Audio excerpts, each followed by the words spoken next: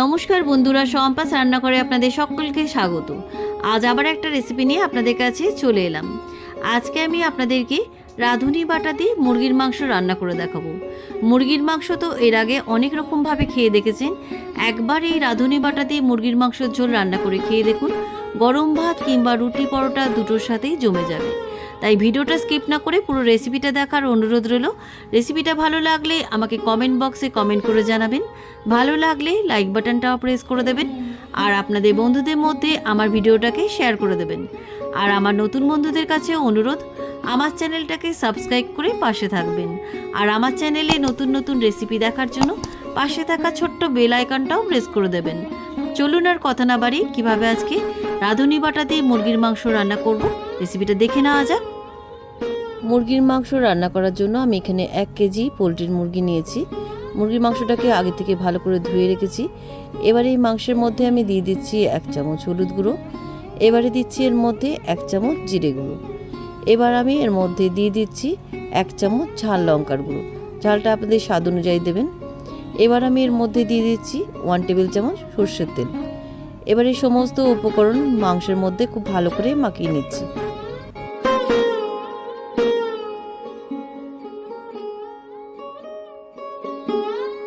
সমস্ত গুঁড়ো মশলা আর সর্ষের তেল দিয়ে মুরগির মাংসের মধ্যে খুব ভালো করে মাখিয়ে নিয়েছি। এবার এই মশলা মাখানো মুরগির মাংসটা আমি আধ ঘন্টা ম্যারিনেট করে রেখে দিচ্ছি। মুরগির মাংসটাকে সাইডে রেখে দিয়ে ততক্ষণে আমি একটা মশলা বেটে নিচ্ছি। আমি এখানে শিলনোড়ায় মশলাটা বাটছি, আপনারা চাইলে মিক্সিতেও বেটে নিতে পারেন। শিলপাটা নিয়ে নিলাম 4টে কাঁচা লঙ্কা, 2 ইঞ্চি আদার টুকরো আর 20 কোয়া রসুন। এবার আমি এর মধ্যে দিয়ে দিচ্ছি 4টে শুকনো লঙ্কা, ঝালটা আপনাদের স্বাদ অনুযায়ী দেবেন। এবার আমি এর মধ্যে দিয়ে দিচ্ছি 2 চামচ রাঁধুনি। এবার আমি এর মধ্যে দিয়ে দিচ্ছি 2টো তেজপাতা। মশলাটা বাটার সুবিধার জন্য তেজপাতাগুলোকে ছোট ছোট টুকরো করে ছিঁড়ে দিলাম। এবার অল্প অল্প জল দিয়ে মশলাটাকে মিহি করে বেটে নিচ্ছি।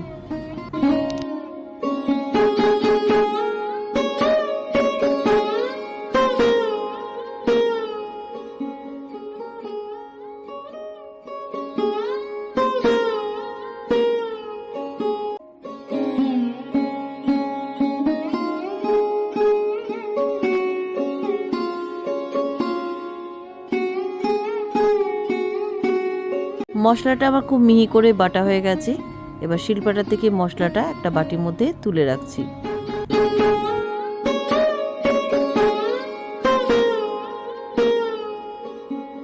শিলপাটা থেকে বাটা মশলাটা বাটির মধ্যে তুলে নিলাম। এবার আমি রান্নাটা শুরু করে দিই। রান্নাটা শুরু করার জন্য গ্যাসে একটা কড়াই বসিয়ে দিলাম। কড়াইটা গরম হয়ে যাওয়ার পর কড়াইয়ের মধ্যে আমি দিয়ে দিচ্ছি 2 টেবিল চামচ সর্ষের তেল। এই রান্নাটা আমি খুব কম তেলে করব, মাত্র 3 টেবিল চামচে রান্নাটা হয়ে যাবে। চিকেনটা ম্যারিনেশনের সময় আমি 1 টেবিল চামচ তেল দিয়েছি, আর এখানে আমি 2 টেবিল চামচ দিলাম। এবার আমি এর মধ্যে 3টে মিডিয়াম সাইজের স্লাইস করে কেটে রাখা পেঁয়াজ কুচি দিয়ে দিলাম। পেঁয়াজ কুচিগুলো আমি হালকা ব্রাউন করে ভেজে নিচ্ছি। পেঁয়াজ কুচিগুলো একটু ক্যারামেলাইজড করার জন্য, মানে লালচে রং ধরার জন্য আমি এর মধ্যে দিয়ে দিলাম 1 টিস্পুন চিনি। চিনিটা দিলে পেঁয়াজ কুচিগুলো একটু লালচে রঙও হবে আর গ্রেভিটার কালারটাও খুব সুন্দর আসবে। পেঁয়াজ কুচিগুলো আমার হালকা ব্রাউন করে ভাজা হয়ে গেছে, দেখুন পেঁয়াজগুলো বেশ নরমও হয়ে গেছে। এবার আমি এর মধ্যে দিয়ে দিচ্ছি একটা বড় সাইজে পাতলা করে কাটা টমেটো কুচি। টমেটো কুচিগুলো নরম হওয়া পর্যন্ত পেঁয়াজের মধ্যে আমি একটু ভেজে নিচ্ছি। পেঁয়াজের মধ্যে টমেটো কুচিগুলো কিছুক্ষণ ভেজে নেওয়ার পর দেখুন টমেটো কুচিগুলো বেশ নরম হয়ে গেছে। এবার আমি এর মধ্যে বাটা মশলাটা দিয়ে দিলাম। পেঁয়াজ আর টমেটোর মধ্যে বাটা মশলাটা খুব ভালো করে মিশিয়ে কষিয়ে নিচ্ছি। মশলাটা আমার খুব ভালো করে কষানো হয়ে গেছে, মশলার কাঁচা গন্ধও চলে গেছে। এবার আমি এর মধ্যে ম্যারিনেট করা চিকেনটা দিয়ে দিলাম। যে পাত্রের মধ্যে চিকেনটা ম্যারিনেট করে রেখেছিলাম সেই পাত্রের মধ্যে অল্প একটু জল ধুয়ে দিয়ে দিলাম। এবার চিকেনের মধ্যে সমস্ত মশলা মিশিয়ে ভালো করে কষিয়ে নিচ্ছি।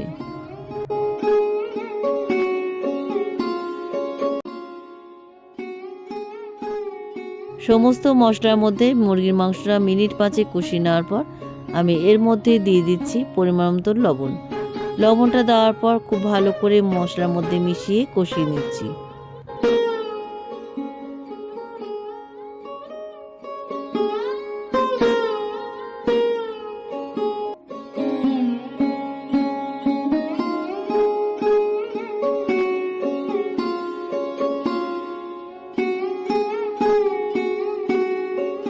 মশলার মধ্যে মুরগির মাংসটা খুব ভালো করে কষিয়ে নিয়েছি। দেখুন মশলা থেকে তেল ছেড়ে দিয়েছে। এবার আমি এর মধ্যে দিয়ে দিচ্ছি পরিমাণ মতন গরম জল।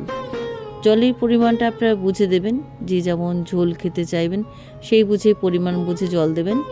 জলটা দেওয়ার পর মাংসের মধ্যে খুব ভালো করে মিশিয়ে এবার ঢাকা দিয়ে আমি আরও 10 মিনিট মাংসটাকে সেদ্ধ করে নিচ্ছি।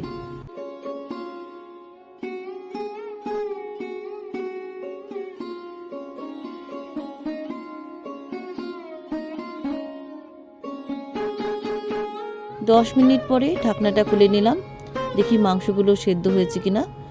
মাংসগুলো একদম সুসেদ্ধ হয়ে গেছে, এর থেকে বেশি আর সেদ্ধ করব না। দেখুন মাংসগুলো কিন্তু একদম সেদ্ধ হয়ে গেছে। এবার আমি এই মাংসের মধ্যে একটু ধনেপাতা কুচি দেব। এক আঁটি ধনেপাতাকে খুব ভালো করে ধুয়ে নিয়েছি।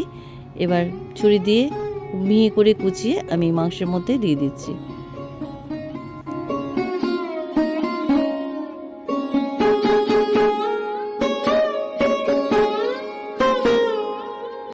মাংসের মধ্যে ধনেপাতা কুচি ছড়িয়ে দিলাম। এবার ভালো করে মিশিয়ে দিচ্ছি। রান্নাটা আমার কমপ্লিট। এবার গ্যাস থেকে আমি মাংসের কড়াইটা নামিয়ে নিচ্ছি। কেমন লাগলো আজকের এই রাঁধুনি বাটা দিয়ে মুরগির মাংসের রান্নার রেসিপি? আপনারাও বাড়িতে এইভাবে একবার রাঁধুনি বাটা দিয়ে মুরগির মাংস রান্না করে খেয়ে দেখুন।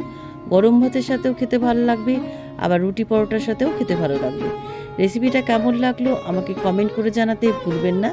ভালো লাগলে লাইক বাটনটাও প্রেস করে দেবেন, আর আপনাদের বন্ধুদের মধ্যে আমার ভিডিওটাকে শেয়ার করে দেবেন। আর আমার নতুন বন্ধুদের কাছে অনুরোধ, আমার চ্যানেলটাকে সাবস্ক্রাইব করে পাশে থাকবেন। আর আমার চ্যানেলে নতুন নতুন রেসিপি দেখার জন্য পাশে থাকা ছোট্ট বেল আইকনটাও প্রেস করে দেবেন। আজ তাহলে চলি, আবার একটা নতুন দিনে নতুন রেসিপি নিয়ে আপনাদের কাছে চলে আসব। সবাই ভালো থাকবেন, সুস্থ থাকবেন। ধন্যবাদ।